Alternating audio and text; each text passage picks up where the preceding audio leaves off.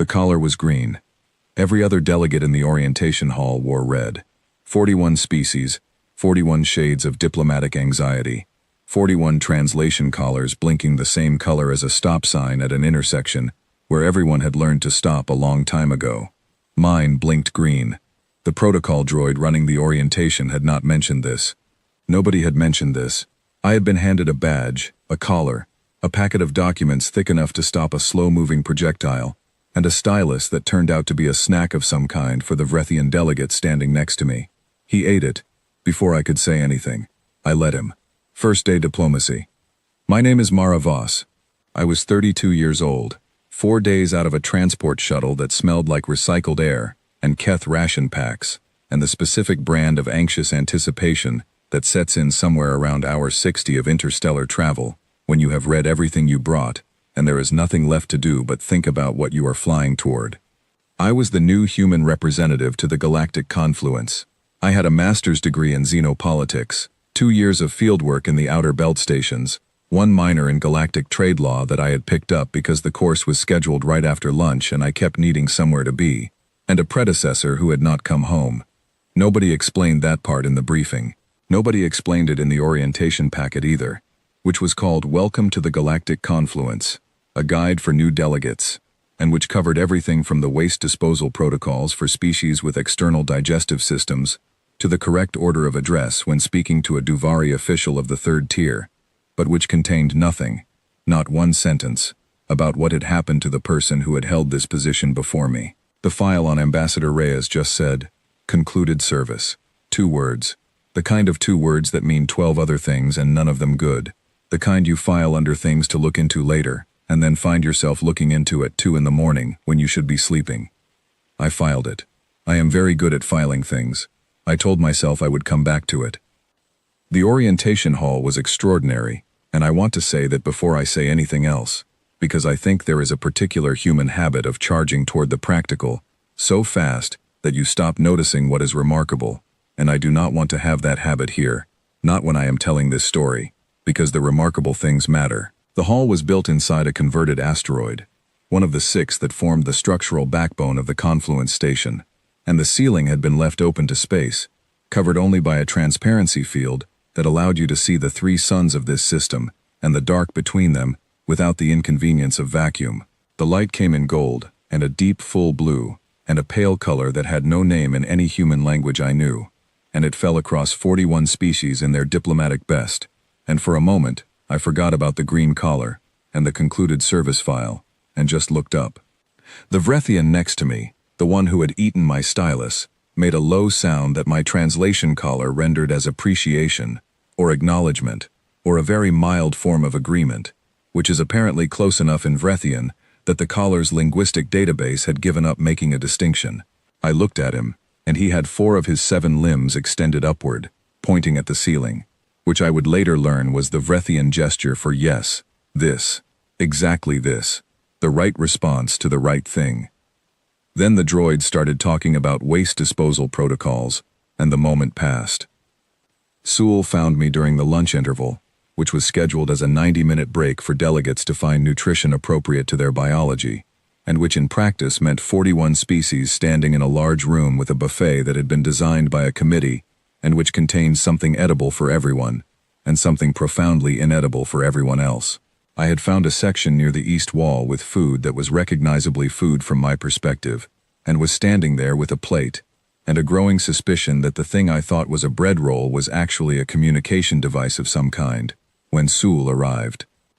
He was my assigned liaison, and I use the word he because Sewell had told me in our first communication that Vrethian gender is seasonal, and he was currently in a he season, which I respected fully, and also did not fully understand, but intended to learn, because understanding things was the job. He had 7 limbs, 4 of which he used for locomotion, and 3 of which he used for expression, and his expression limbs were currently curled slightly inward at the tips, like a hand closing around something small and fragile that it is not sure it should be holding. I had read enough of the xenobehavioral briefing to know that the curled expression limbs meant something. I did not yet know precisely what. I catalogued it.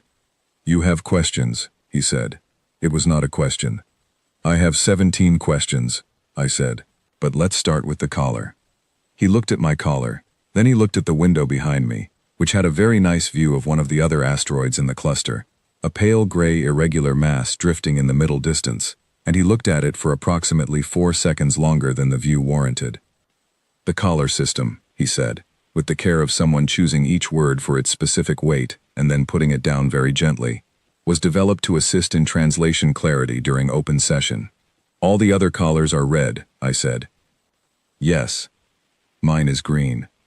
Yes. What does green mean? Sewell's expression limbs did not uncurl. He reached into the document sleeve he carried at his second left limb and produced a second packet.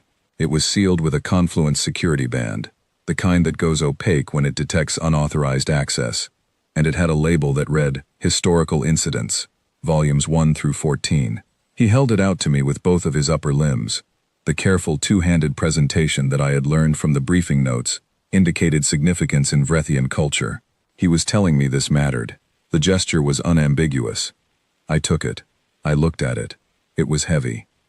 Read when you are settled, he said. Sewell. He looked at me.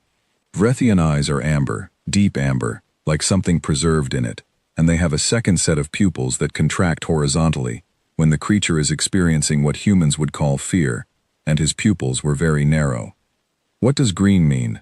I asked again. Steadily. He said, it means you may speak without prior review. I waited. He said, all other delegates must submit their intended remarks 48 hours before each session. The remarks are reviewed by the Session Coordination Office. They are approved. They are occasionally adjusted for diplomatic appropriateness before being returned. Adjusted, I said, for diplomatic appropriateness. And humans are exempt from the review requirement. Why? He looked at the asteroid field again. It was a very good field, very large, very full of rocks. He seemed to find it meaningful. Read the packet, he said. He left before I could ask a follow-up. I had 7 more questions for him specifically, and now he was gone, moving through the lunch crowd on 4 quick legs, expression limbs still curled, navigating around a cluster of Duvari officials with the practiced ease of someone who had been navigating around Duvari officials for a very long time. I watched him go. Then I looked down at the 14 volumes of history in my hands, then at my green collar, then back at the volumes. The bread roll turned out to be a bread roll after all. I ate it and went back to orientation. The afternoon session was a procedural briefing, covering seating arrangements, voting weights, the order of address, the standard of proof required for motions of procedure versus motions of substance, and the 14 specific categories of action that required unanimous consent from all active members versus simple majority versus supermajority. It was, by any objective measure, extremely important information, and also the most exhausting 2 hours of my professional life. A Duvari official ran the briefing. He was ancient in the way that some creatures are ancient not just in age but in manner, in the specific quality of their patience, the way they move through a room as if they have been in this room before and will be in this room again, and are not in any particular hurry about any of it. He had silver-gray scales and eyes that were a darker silver underneath, and he moved through the chamber assignments with the measured pace of someone who has explained the same material to new delegates for 3 centuries, and expects to explain it for 3 more, and has long since made peace with that. He stopped when he reached the human delegation seat. He looked at my collar, then at my face. The look lasted slightly longer than a look at a new delegate's face typically lasts. And then he stepped to the side, cleared a path, physically, moved himself out of the walkway to allow me full unobstructed access to the human seat in the 3rd ring. Not the gesture of someone being courteous to a newcomer, not the gesture of someone managing a crowd, the gesture of someone acknowledging a right-of-way, the specific intentional gesture of someone who has decided that you go first. I said, "Thank you." He said nothing. He walked on, continuing the briefing, moving to the next ring of seats with the same measured pace, as if he had not just done something I needed to spend 3 hours thinking about. I sat in my seat. I thought about it anyway. The Duvari are the oldest spacefaring species in the Confluence, which is to say they are the oldest spacefaring species that anyone currently alive has records of. They have been navigating between stars for longer than humans have had writing systems. Their diplomatic tradition predates most of humanity's agricultural civilizations. When the briefing notes described the Duvari approach to galactic governance, the words they used were foundational, principled, and immovable, not as criticisms, as facts. Immovable Duvari officials did not step aside for junior human delegates on their first day. I filed this alongside the green collar and the concluded service notation and the 14 volumes of history in the cabinet in my head, where I keep the things that are individually unexplained and collectively shaped like a pattern I have not yet identified. That night, in my assigned quarters, which were comfortable in the functional way that diplomatic accommodations are designed to be comfortable, with a good bunk and a good light and a transparency panel in the ceiling that showed the same three suns I had been looking at all day, I opened Volume 1 of the Historical Incidents. I read until the corridor lights outside my door dimmed for the station's night cycle. I read past the dim. I read until my eyes had taken about as much as eyes reasonably take in a day, and the cold of the transparency field had worked its way from the ceiling into my shoulders, and the three suns were far enough below the asteroid's local horizon that only one of them was visible, throwing a thin line of pale light across the dark. I put Volume 1 down. I sat with my hands on my knees and looked at that line of light, and thought about what I had just read, and about what it meant, and about two words in a file, and about the specific variety of fear that is not the fear of something happening to you, but the fear of understanding why it happened to the person who was here before you. I went to sleep eventually. In the morning I clipped on the green collar, held it for a moment without looking in the reflection, and went to work. The first real session was in 2 days. I had a lot of reading left. The chamber was larger than it looked in the briefing images, and it was exactly as large as it needed to be, which I have come to understand is the defining principle of confluence architecture. Things are built to the size of the thing they are for. The council floor was circular, with seats rising in concentric rings from the center platform where the session chair stood, and the ceiling overhead was the same transparency material as my bunk window, but on a scale that made it feel less like a ceiling and more like a decision, like someone had looked at the idea of a roof and decided the stars were doing a better job. The three suns were all visible today. It was what passed for full noon on the station's local time cycle, and the gold and blue and that pale nameless color all came through together, mixing on the floor of the chamber in a way that made the composite surface look like something older and stranger than it was. Every delegate was already seated when I arrived. I know I was not late. I had synchronized 3 timekeeping devices to Confluence Standard Time, set 2 alarms, and left my quarters with 11 minutes to spare. I was not late. They were simply already there, all 41 species, in their seats, collars lit, session notes arranged, the specific pre-session stillness of people who have done this before and know how it goes. I walked to my seat in the third ring and sat down, and the weight of 41 different kinds of attention registered my arrival, and then went back to preparing. Sewell, in the Vrethian seat 2 positions to my left, looked at me briefly as I settled. His expression limbs were in their resting position, which I had learned meant he was professionally composed rather than actually relaxed, the two being different things in Vrethian behavioral language the way professional warmth and actual warmth are different things in human professional language. The Keth Dominion delegation will present first, he said quietly, not looking at me. They will request an additional review period. Standard form, 60 days. There are 40 million people waiting for food shipments, I said. Yes, he said. The shipments have been reviewed for 93 days already. Yes, he said. I waited. He said nothing more. I opened my session notes. The chair called the session to order. The Duvari elder who had stepped aside for me yesterday was the current session chair, and he opened with the ritual address in Old Galactic, which was the agreed ceremonial language of the confluence, a constructed neutral tongue that no living species used at home, which made it perfectly fair and also slightly absurd, the diplomatic equivalent of all parties agreeing to speak a language none of them dream in. My caller translated it into a calm, measured tenor voice that I had come to think of as the official voice of galactic business. He welcomed the delegates. He outlined the agenda. He noted that the first item was the Suvari humanitarian relief provision, under review for 93 days. He said 93 days exactly, not approximately 3 months. which told me he knew precisely how long it had been, and wanted the record to reflect that he knew. Drainvaux stood to present the Keth Dominion's position. He was the Keth senior representative, and he was extraordinary to watch. 6 mouths arranged in 2 vertical rows, which he used in a smooth rotation so that his translation caller never had to handle a pause between sentences. The effect was a voice that never stopped, a continuous river of precise diplomatic language that had no seams, no hesitations, no gaps where a question could get a foothold. He had been in the confluence for 22 years according to his public record. He was very good at this. He expressed, with what sounded like genuine regret, that the Suvari provision required a further review period. The proposed interstellar shipping routes had not been fully assessed for compatibility with existing Keth Dominion trade agreements. The complexity of the intersecting regulatory frameworks demanded careful analysis. He cited 3 separate sections of the Confluence Procedural Charter. He used the phrase informed consensus twice and comprehensive assessment 4 times. He requested 60 additional days. Then he sat down. The chamber waited.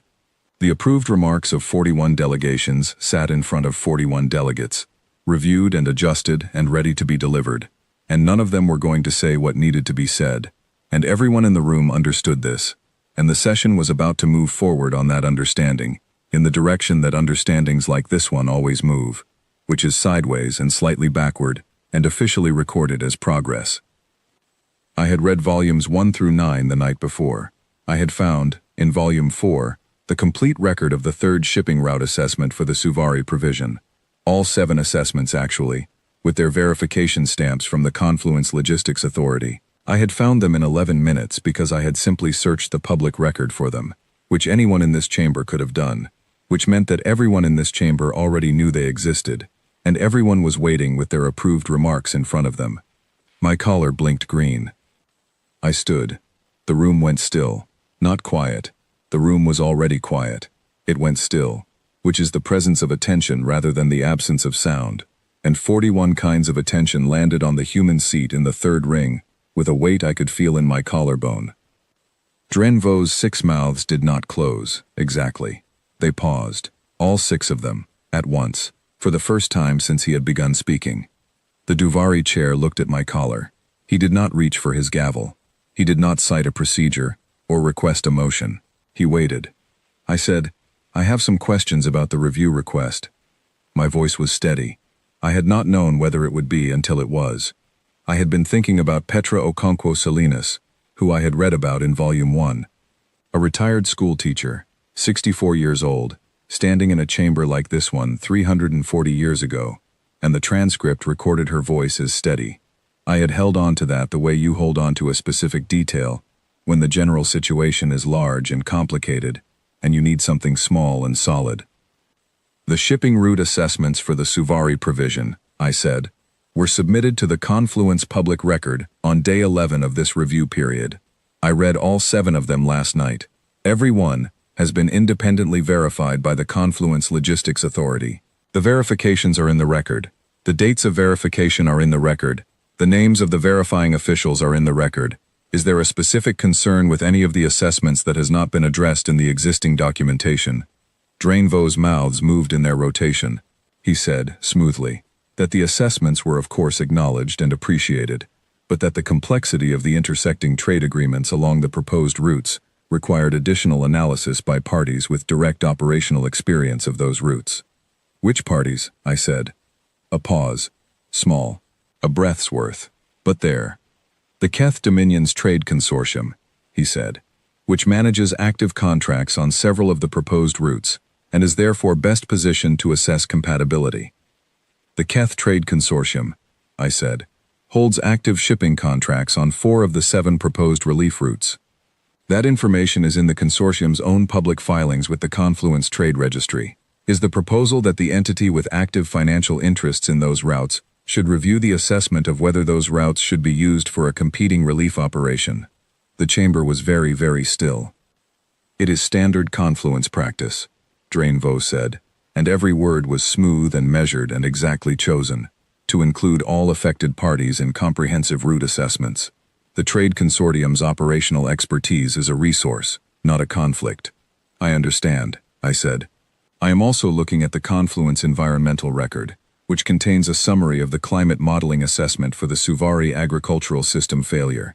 The summary notes a correlation between the failure timeline and industrial activity in the Keth outer belt systems. That correlation is noted as requiring further investigation. The record indicates the further investigation has been pending for 19 months. I paused. Is that investigation complete? No small pause this time. A full silence. The environmental correlation, Drainvo said, is contested by the relevant scientific bodies. The contested filing, I said, lists 14 scientific bodies that dispute the correlation. I searched the Confluence Financial Disclosure Registry this morning. 11 of the 14 receive research funding from the Keth Industrial Development Board. That information took me 40 seconds to find. I stopped. I am not making an accusation. I am noting that the record contains information that seems relevant to the question of why a humanitarian provision has been under review for 93 days, and I would like to understand that before we add 60 more. I sat down. The silence that followed was the kind that has weight and temperature. It pressed against the walls of the chamber. Drainvo's mouths were closed, all 6 of them. Around the room, I was aware of a very specific kind of not looking. The practiced, disciplined not looking of delegates who were extremely aware of something and had decided, with great professional care, to be visibly unaware of it. It is a skill. I respect it as a skill. It requires significant training. The Duvari chair said, "The session notes the remarks of the human delegate. The representative for the Keth Dominion is invited to respond." Drainvo responded. It was a long response, 6 minutes and 40 seconds by my internal count, and it was excellent.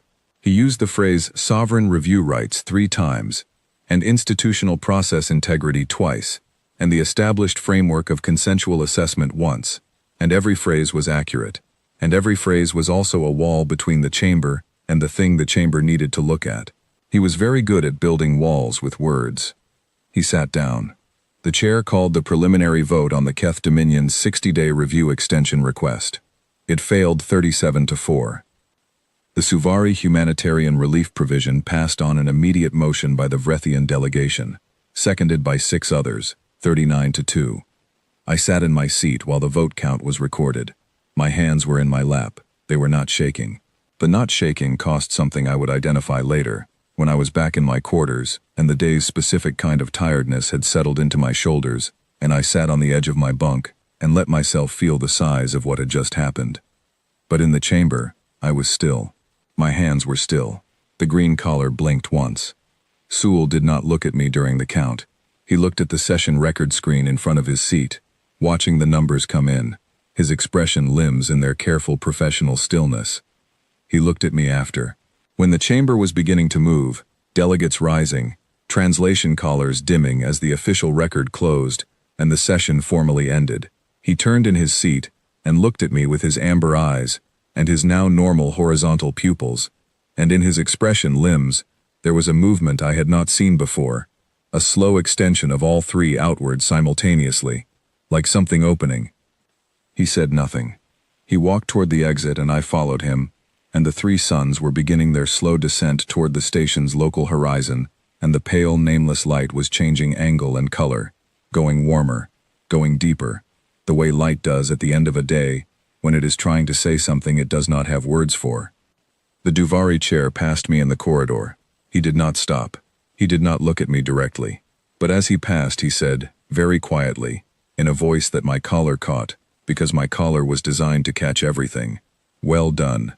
2 words. I thought about 2 other words, all the way back to my quarters. Concluded service. That night I started volume 7. Sewell had dog-eared a page near the middle, and I read to it slowly, reading everything before it carefully, taking notes, because I understood now that the historical incidents were not background information. They were the explanation for why I was here, and what the green collar meant, and what had happened to every person who had worn one before me. Volume 7 was where the collar system began. Sewell had folded down the corner of page 212 of Volume 7.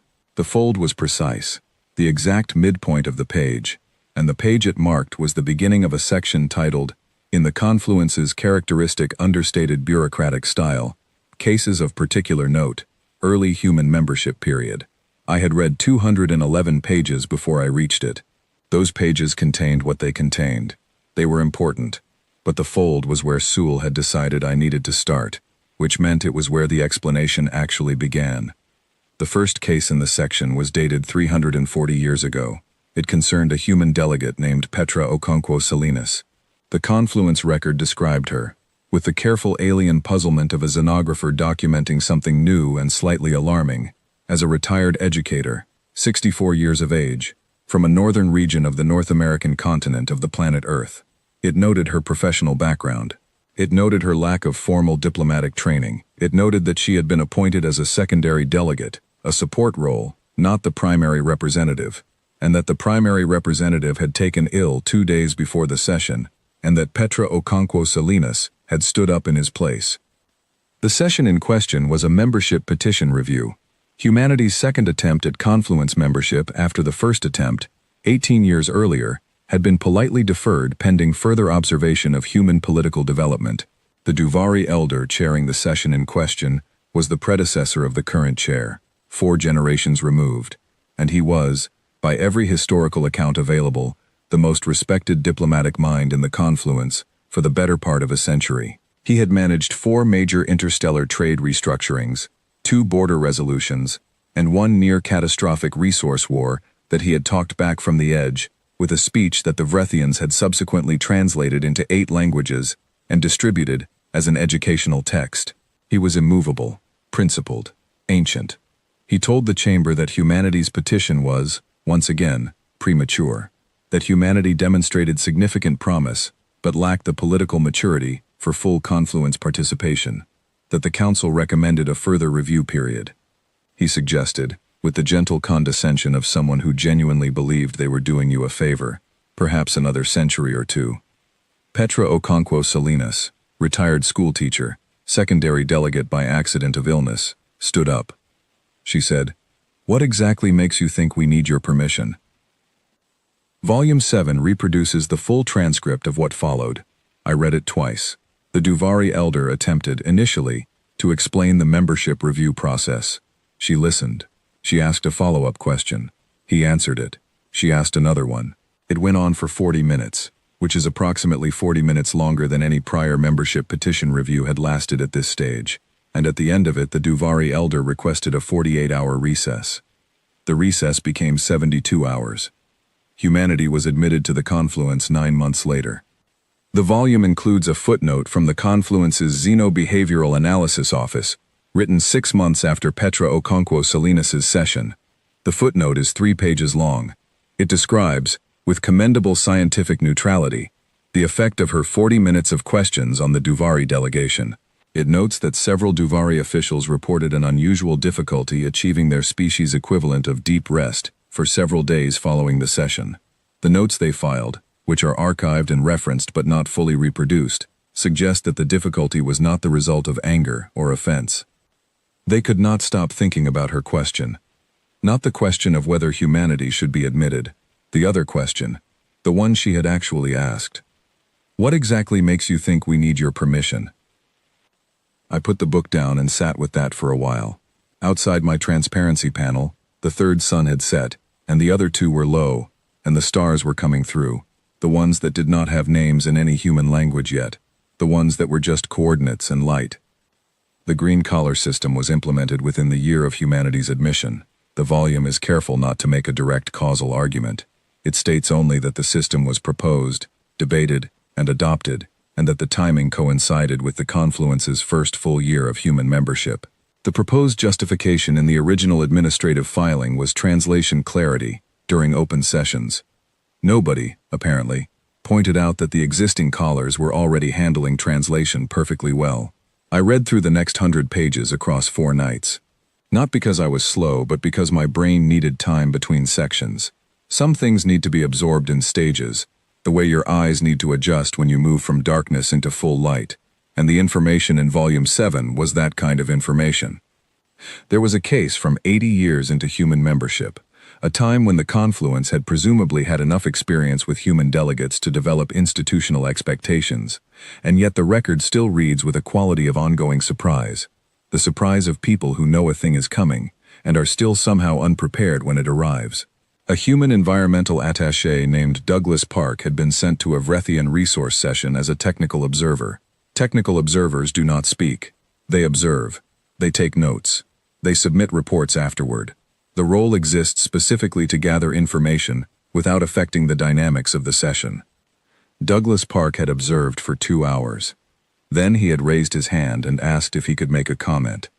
The presiding officer, apparently so surprised by the request that he simply said yes, granted permission.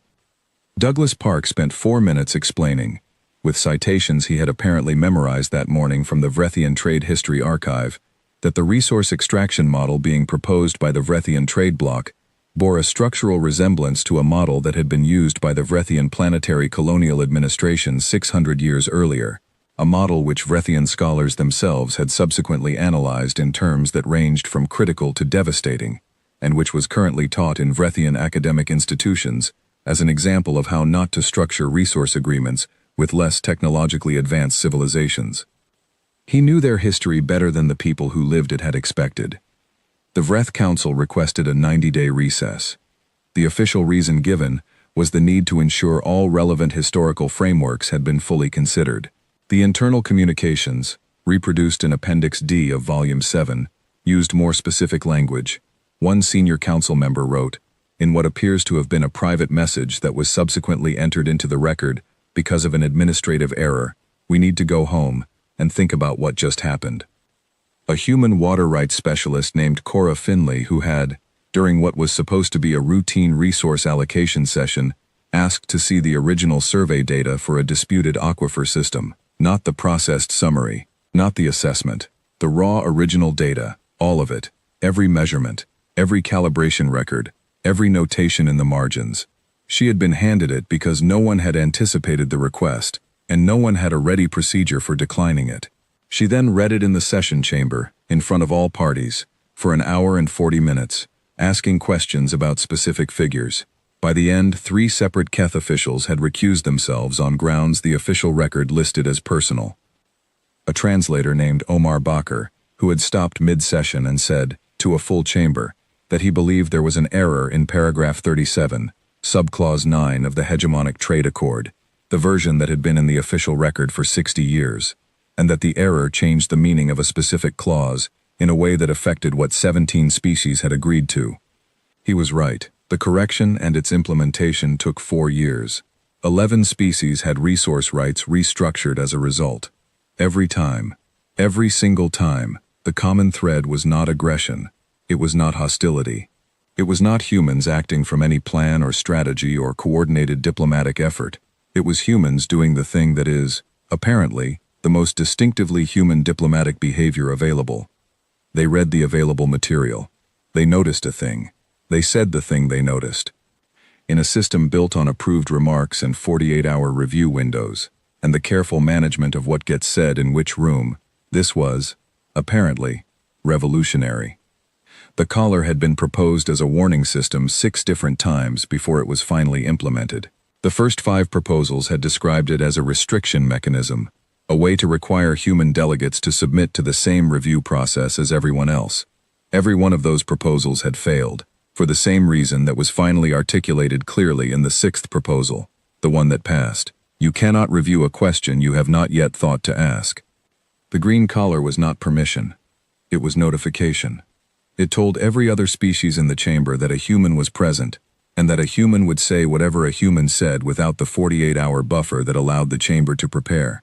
Because the chamber could not prepare for a question it had not anticipated. Because human delegates reliably asked questions that had not been anticipated. Because the specific gap between noticing a thing and saying it was, in humans, apparently shorter and less supervised than in any other spacefaring species the confluence had documented. The 6th proposal, the one that passed, contained a line in the supporting documentation that I read 4 times. It said, "The purpose of the green collar system is not to indicate privilege. It is to indicate probability." I closed Volume 7 and looked at the ceiling. Outside, one of the 3 suns was rising again, beginning the station's next cycle, throwing the first light through my transparency panel in a thin strip of that pale, nameless color. and I thought about the Duvari elder stepping aside in the corridor, about Sewell's expression limbs, about 37 votes in favor of food shipments to 40 million people.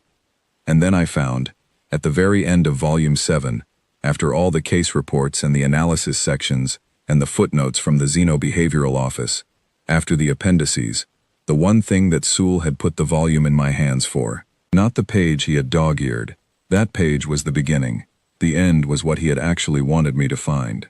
It was a memo, administrative format, half a page, marked with a stamp indicating it had been added to the record after the fact, classified, then declassified, then entered into the Historical Incidents Collection.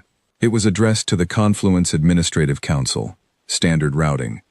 It was Reyes's final report, filed 6 hours before his last known logged position in the station system. I read it slowly. He wrote, "The collar system is not about managing human behavior. It has never been about managing human behavior. This took me 3 years to understand, and I believe I understand it now. The species in this confluence have learned, over 400 years, how to use humans as a resource they cannot directly operate. They bring us into sessions where a true thing needs to be said, and they cannot say it within the approved framework. They watch us say it. They vote in the direction the truth points. They go home and tell each other it was the humans again. Unpredictable. What can you do?" But the Duvari elder stepped aside for me in the first corridor I walked through on my first day.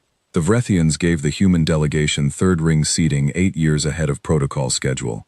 Nobody explains these things to us. I figured them out the way humans figure things out, which is by noticing them and then saying them out loud to see if they are true. They figured I would.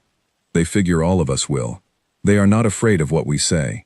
They are afraid that we mean it, and they have decided that is more useful than frightening, and I am not entirely sure they are wrong.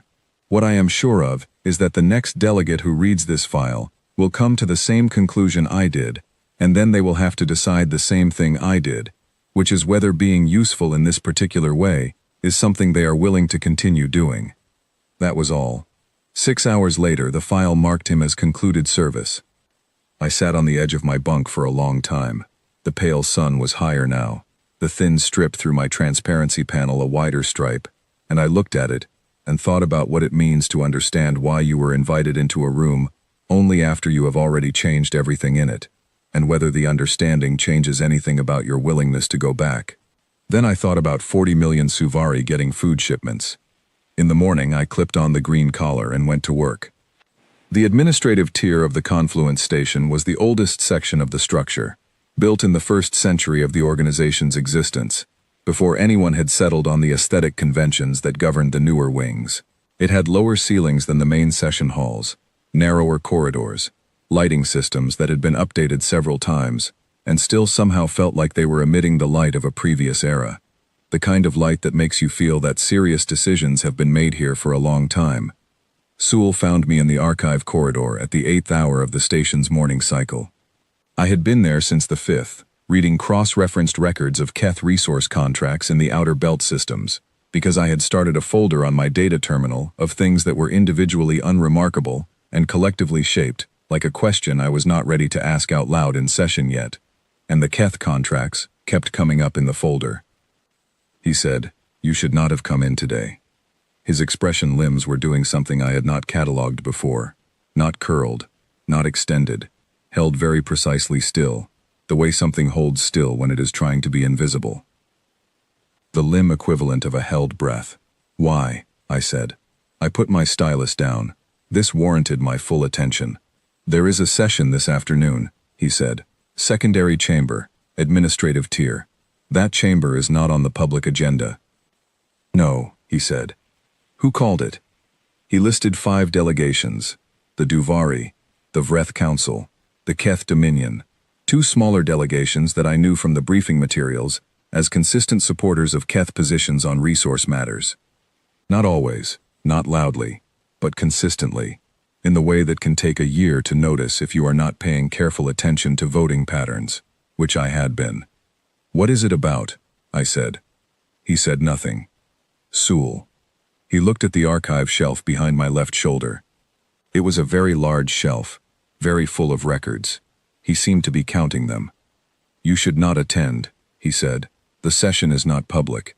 You have no standing. You came here this morning to tell me about a session I have no standing to attend, I said. And then to tell me I should not attend it. That is two separate things you did. He was very quiet. The maintenance corridor on the east side of the administrative tier, he said, has a ventilation junction at the midpoint. The structure was built in the early period. The acoustics were not fully modeled. He paused. It is an interesting architectural feature. He left. I sat with my notes for 2 minutes. Then I saved them, closed the terminal, and went to find the maintenance corridor. The junction was exactly where Sewell had described, between two ventilation panels that had the look of original installation, undisturbed, unremarkable, the kind of infrastructure that nobody updates because it is already doing its job. I stood between them and listened. The session had started. The Duvari elder was speaking. The same voice my caller translated as a calm, measured tenor. The same precision. The same quality of patience that comes from decades of saying important things in important rooms and knowing how to make them land. He was making a case, and it was an excellent case, built with care and experience, and it was making my chest do something I had no good word for. He spoke about stability, about the centuries of careful work that allowed 41 species to share the same organization, the same trade routes, the same resource agreements, without those agreements collapsing into something worse than agreements. He spoke about the review system, the 48-hour window, the approved remarks. He spoke about these things the way you speak about infrastructure, not with romance but with respect for what it holds up. The confluence had kept peace, imperfect peace, contested peace, but peace, for 400 years. This was not an accident. It was a system. The system required maintenance. Then he said that human delegates presented a systemic challenge to the maintenance of the system. He was careful with his words. He was not hostile. I want to keep saying this because it mattered, because hostile would have been something I could have sorted quickly and moved past, but what he was instead was something harder, which was regretful, the regret of someone who had thought about a problem for a long time and believed they had arrived at a reasonable solution and was explaining the reasoning to a room of peers who he believed would understand. Human delegates spoke outside the approved framework. They asked questions that had not been reviewed.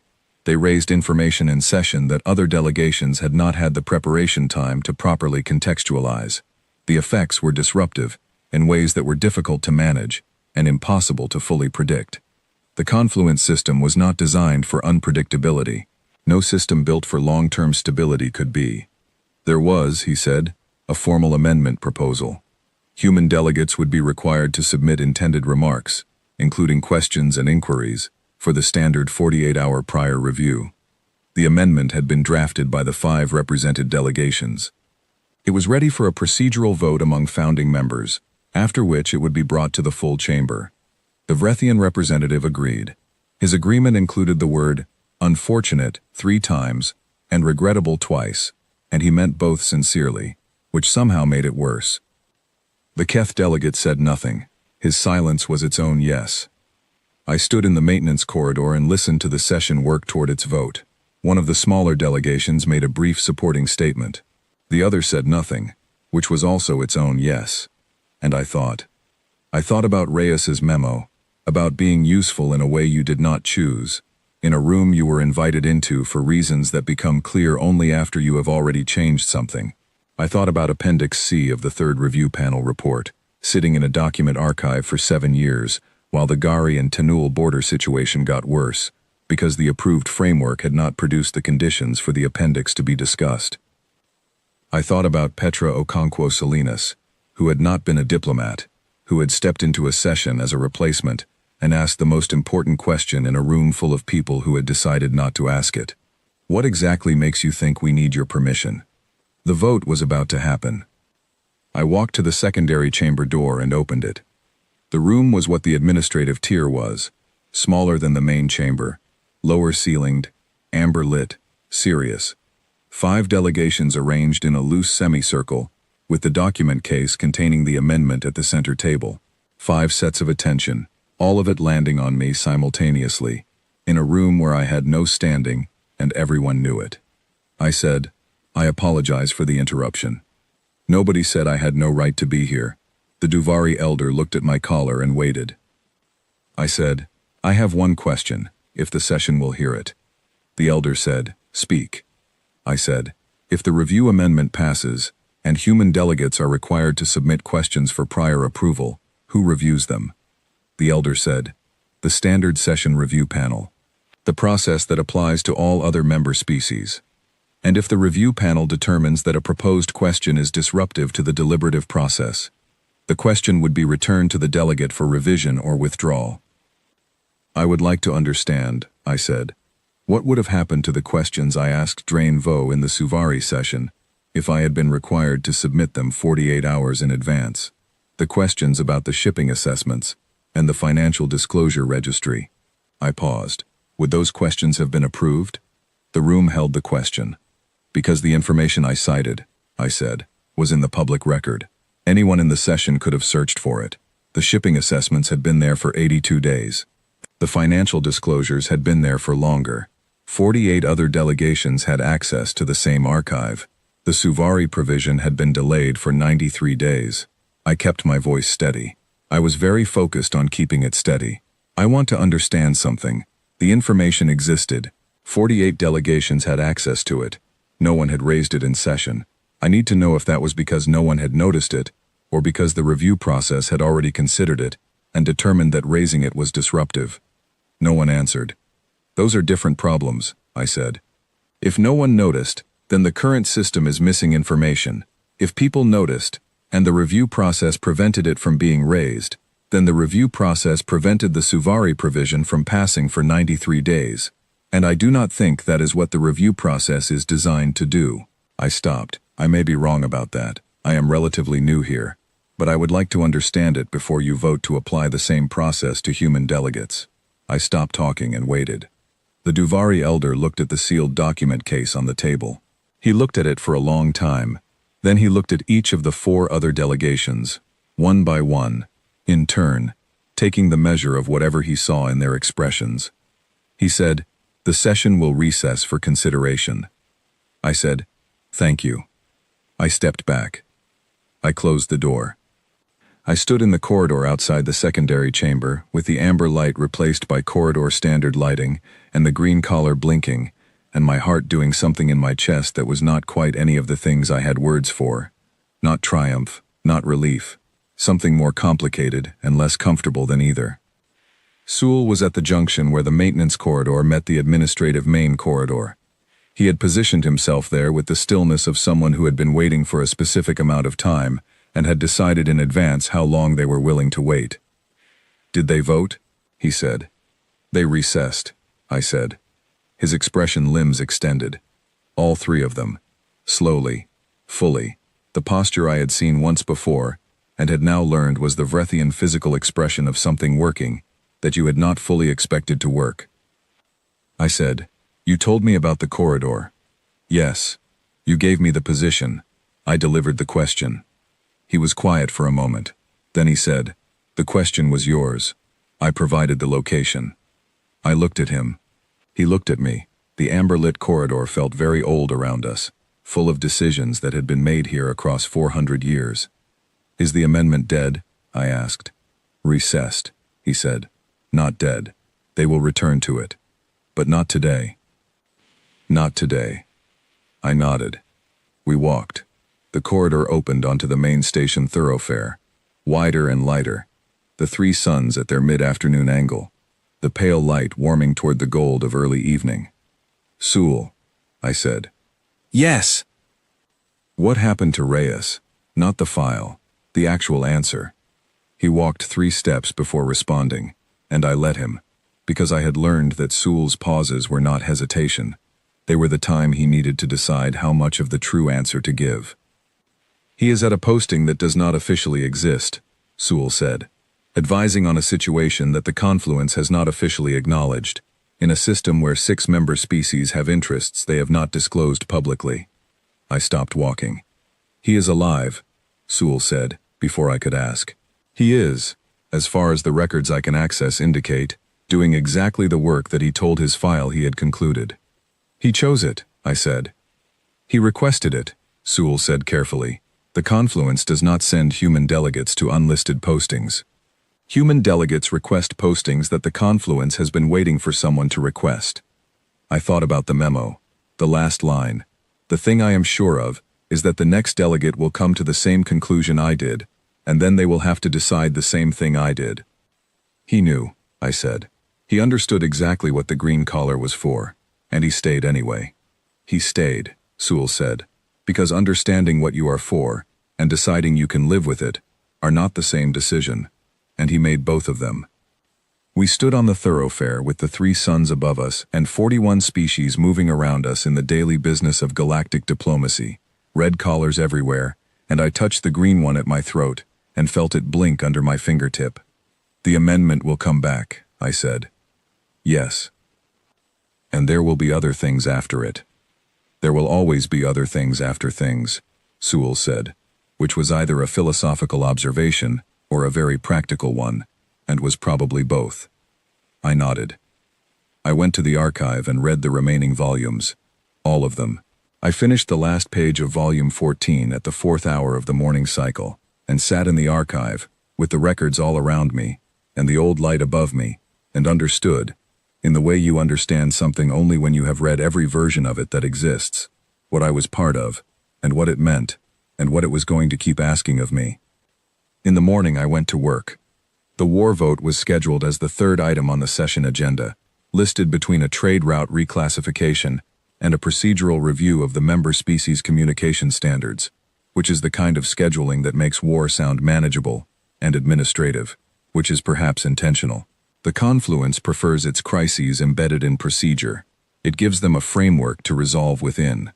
It also gives them a buffer on both sides, so they feel like one of many things, rather than the only thing, which they are almost never, in the record of 400 years of sessions, actually the only thing. This one was close.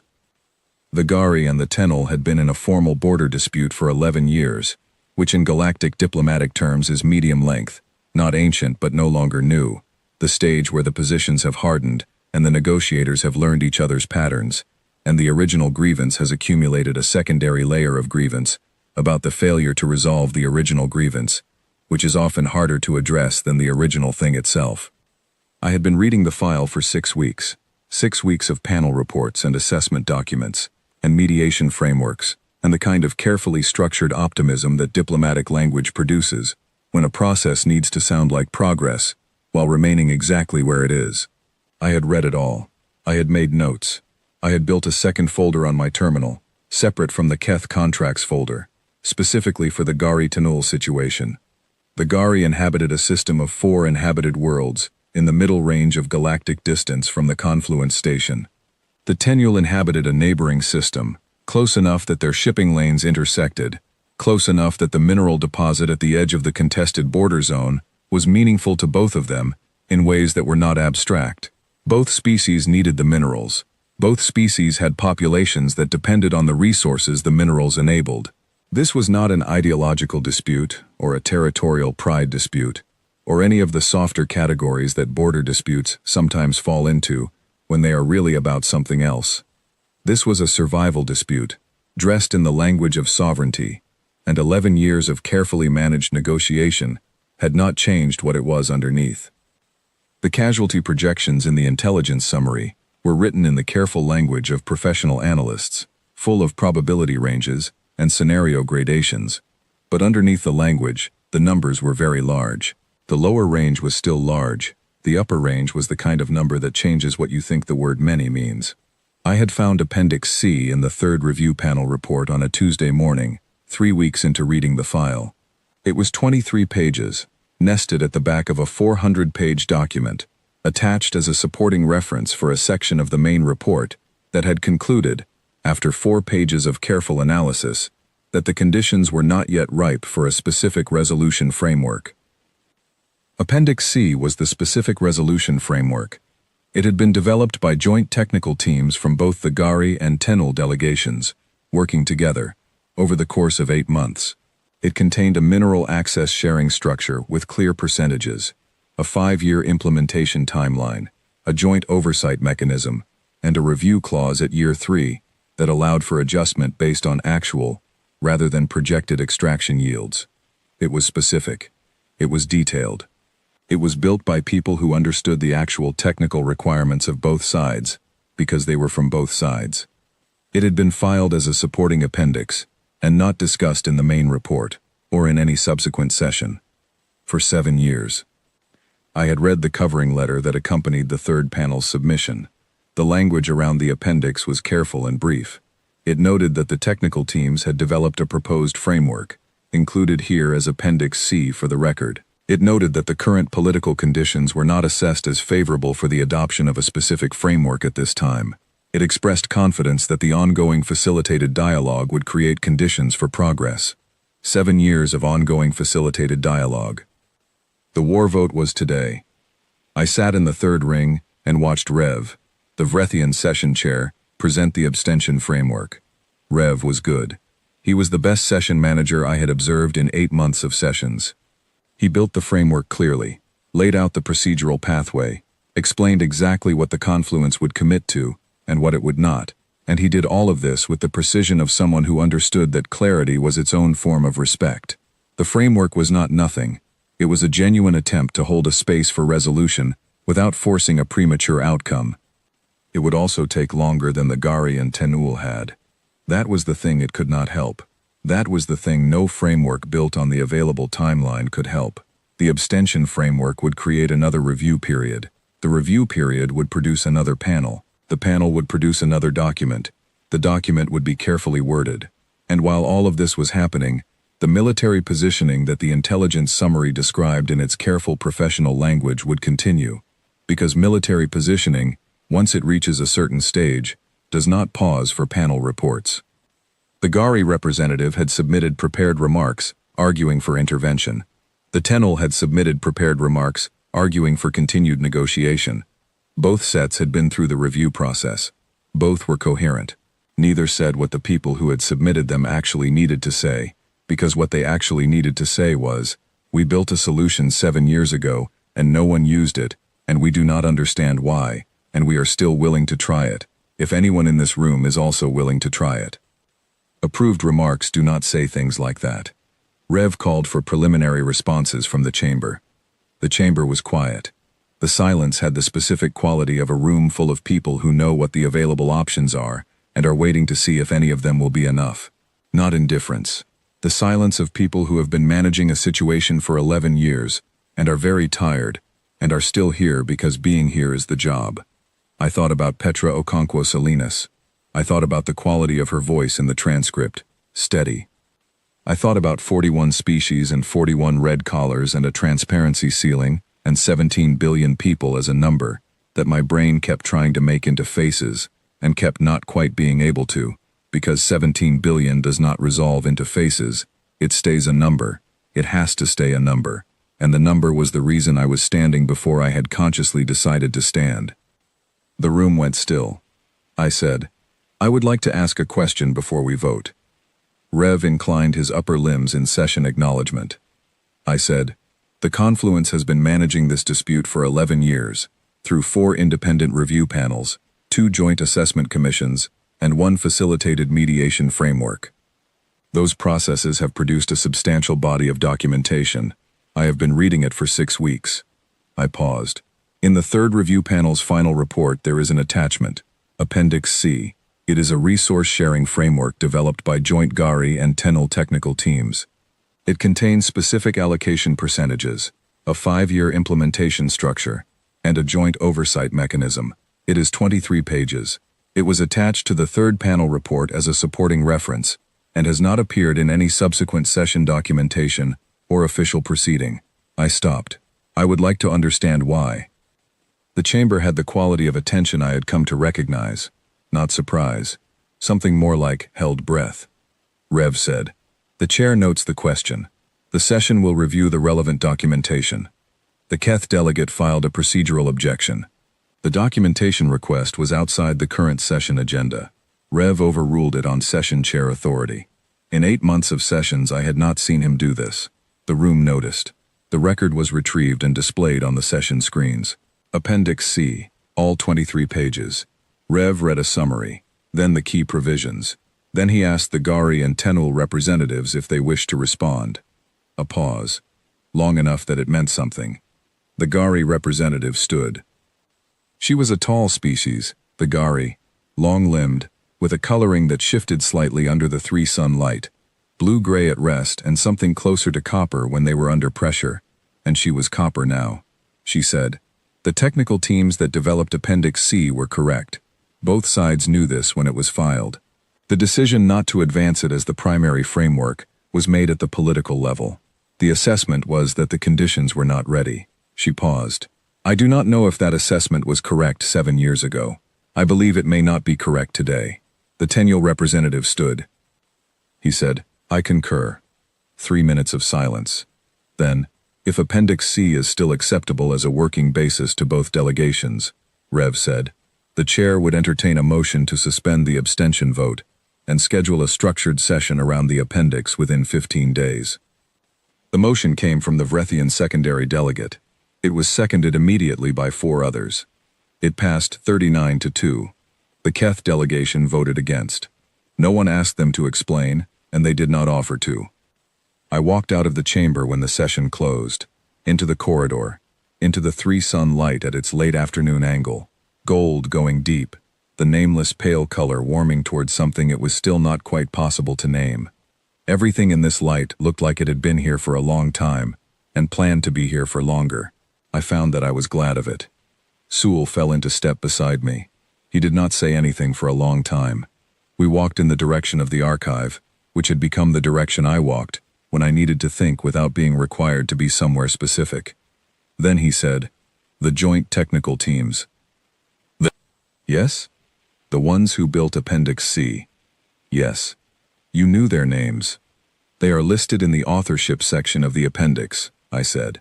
I read the authorship section. You did not use the names in session. I thought about it. I had considered it.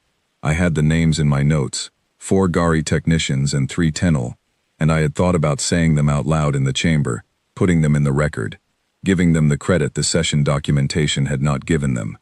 The work was more important than the credit, I said. If I had used the names, the session would have spent time on the people instead of the framework. The framework needed to be the thing people were thinking about. Sewell walked beside me for a moment. Humans, he said. Not as a judgment, as a category. The tone of a naturalist noting that the observed specimen had done the characteristic thing the observed specimen does. Sewell, I said, I need to ask you something, and I need you to tell me the true answer. When have I not? He said. The concluded service notation on Reyes's file was updated, I said. 3 months ago. The administrative office reclassified it. I got a notification. They told me the reclassification was consistent with standard record updates. I stopped walking. He stopped too. Where is he? Sewell looked at the corridor ahead of us, at the light coming through the transparency panels in the ceiling, 3 colors mixing, the day getting toward evening. He is at a posting, Sewell said carefully. That does not appear in the Confluence's public station registry. The system he is in contains a situation that 6 member species have interests in and have not formally disclosed. The situation requires a delegate who can ask questions that were not pre-approved. He paused. He is doing exactly what the file says he was doing. He concluded his service here. He began a different service somewhere else. He chose it, I said. He requested it specifically, Sewell said. He wrote a full proposal. 4 pages. He cited relevant precedent. He cited Volume 7. I laughed. It was a short laugh, the kind that comes out when something is not funny, but is exactly true. He cited himself, I said. He cited the memo, yes. He argued that his own analysis of the green collar system's function constituted sufficient professional preparation for the requirements of the unlisted posting. The Administrative Council agreed. We walked again. The archive corridor was ahead, old light, full shelves, the weight of 400 years of records pressing gently on the air. The Duvari Elder, I said. He stepped aside in the first corridor I walked through. My first day. Yes. He has been chair for 31 years. 33, by current count.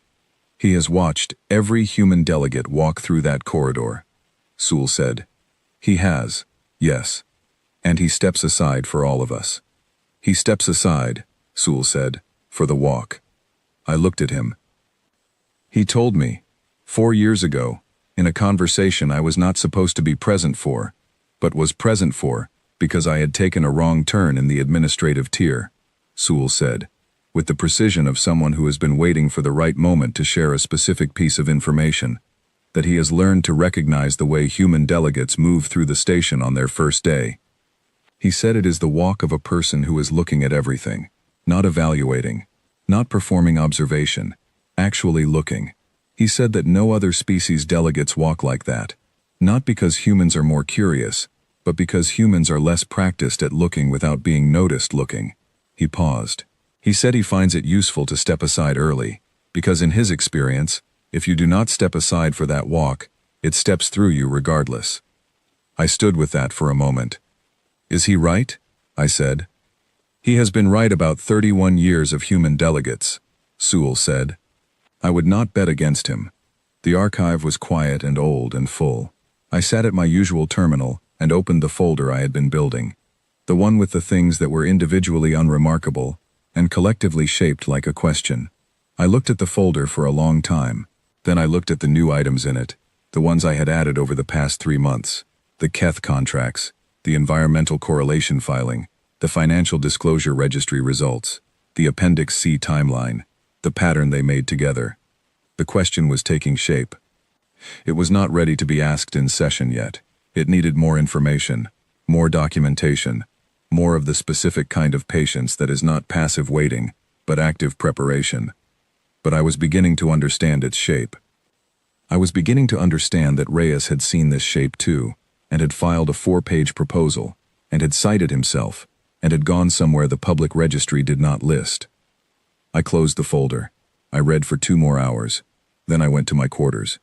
The 3 suns were in their overnight configuration, 2 below the horizon, 1 still up, throwing its pale light across the station's exterior in a thin ribbon that came through my transparency panel and lay across my bunk and the wall and part of the floor. The green collar was on the shelf where I had put it when I came in. I looked at it for a while. Then I thought about the Gari and Tenel technical teams, who had built 23 pages of careful specific possible solution and put them in an appendix 7 years ago, and had come to every session since, and had waited. They had waited. I thought, I have been here 8 months. 8 months of sessions and cases and volumes and files, and the specific kind of learning that happens when you are paying attention to the right things at the right time. I thought, Reyes was here for 3 years before he understood enough to write the memo. I thought, I have 6 months left in this posting, standard term. I thought, unless I request an extension. But I turned off the light. The pale sun through the transparency panel was enough. It had been enough since I arrived. In the morning I would clip on the green collar and go to work. There was always more work. There were always 41 red collars waiting to lean in when the green one blinked, and there were always questions that had not been reviewed, and there was always the specific shorter than it should be gap between noticing a thing and saying it, and there was always the chamber, with its transparent ceiling, and its 3-sun light, and its 400 years of careful accumulated diplomacy waiting for the thing that the careful accumulated diplomacy had not quite been able to say. I was getting better at saying it. In the morning I went to work. The Gari and Tenel signed the Appendix C framework 4 months later. The joint oversight mechanism was ratified 6 weeks after that. The technical teams whose names I had kept in my notes and not said in the chamber were given a formal confluence commendation, which was entered into the record, which meant their names were in the record now regardless. Sewell told me the Duvari elder had proposed the commendation. I asked when. Sewell said, the afternoon of the session where you asked the question. He proposed it before the vote count was finished. I thought about that, about the elder knowing, before the session ended, what the session's outcome would mean, and choosing to put the right names in the record, before anyone had asked. 33 years of watching the walk. He knew. The green collar was on my throat, and the 3 suns were above me, and the chamber was full, and the whole room was leaning in. That was the day I requested the posting extension. I wrote a proposal, 3 pages, because I am slightly more efficient than Reyes, or possibly just had a better template. I cited the relevant case history. I cited the Gari Tenul outcome. I cited the ongoing Keth documentation I had been building, which had accumulated into something substantial enough that I was now fairly certain what the question shaped like and was working on whether I was ready to say it in session. I did not cite Volume 7. I cited Appendix C. The Administrative Council approved the extension in 9 days. Sewell told me the Duvari elder had signed the approval personally, which was not required, which was a choice. I clipped on the green collar the morning after I received the approval, and I looked at it in the reflection of the transparency panel, which I had not done in months, and I looked at it for a long time. Then I looked at myself, which I also had not done in a while, not really looked, not the way I had looked at everything else since I arrived. A human delegate, third ring, 8 months in, with a folder full of questions and a room full of species who had learned to lean in when the green collar blinked. I thought about the walk. I thought, the Duvari elder is right. We cannot help it. We come in here looking at everything and we cannot stop ourselves from saying what we notice, and we forget to be afraid of saying it at the exact moments when being afraid would probably serve us. And that forgetting is the thing. It has always been the thing. It is the specific thing that 400 years of history has determined is more useful than it is frightening. And I can live with that. I can choose to live with that, which is different from being required to.